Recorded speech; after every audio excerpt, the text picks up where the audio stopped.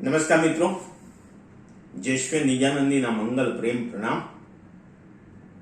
મિત્રો, 2 દિવસ પછી, આજે 13 તારીખ છે, 2 દિવસ પછી 15મી ઓગસ્ટ આવી રહી છે. 15મી ઓગસ્ટ એટલે સ્વાતંત્ર્ય દિવસ, આઝાદીનો દિવસ. મિત્રો,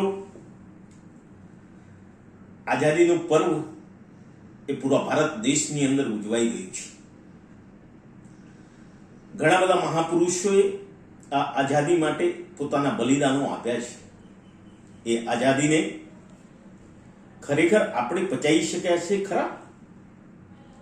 મિત્રો, આપ ટીવીની અંદર જોઈ રહ્યા હશો કે એક બીકેની અંદર, બનાસકાંઠાની અંદર એક શિક્ષિકા વિદેશની અંદર બેઠી છે અને અહીંયાથી પોતાની શૈક્ષણિક ફરજ બજાવી રહી છે એવું જણાવે છે અને એ પૈસા પણ, મતલબ પગાર પણ, સેલેરી પણ લઈ રહી છે.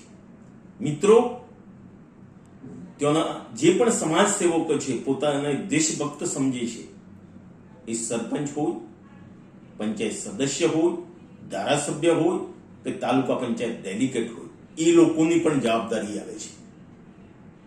એ લોકો સામે પણ શિક્ષાત્મક પગલા લેવા જોઈએ.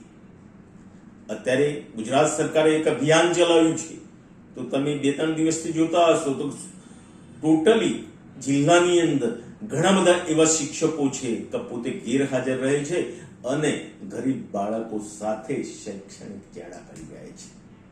શું આ એમની દેશભક્તિ છે? મિત્રો, આપ સર્વને એક જ સંદેશ આપું છું કે આપણા ગામ અને મહોલ્લાની અંદર આવી કોઈ પણ શાળાઓમાં શિક્ષકો ગેરહાજર હોય તો તમારી એક દેશભક્ત તરીકે ફરજ આવે છે તેને સામે તાત્કાલિક શિક્ષાત્મક પગલા ભરાવવા જોઈએ, કડકમાં કડક કાર્યવાહી થવી જોઈએ, ત્યારે તમે સાચા દેશભક્ત કહેવાશો. મિત્રો, આજે ફરીથી તમને મંગલ પ્રેમ પ્રણામ કરું છું.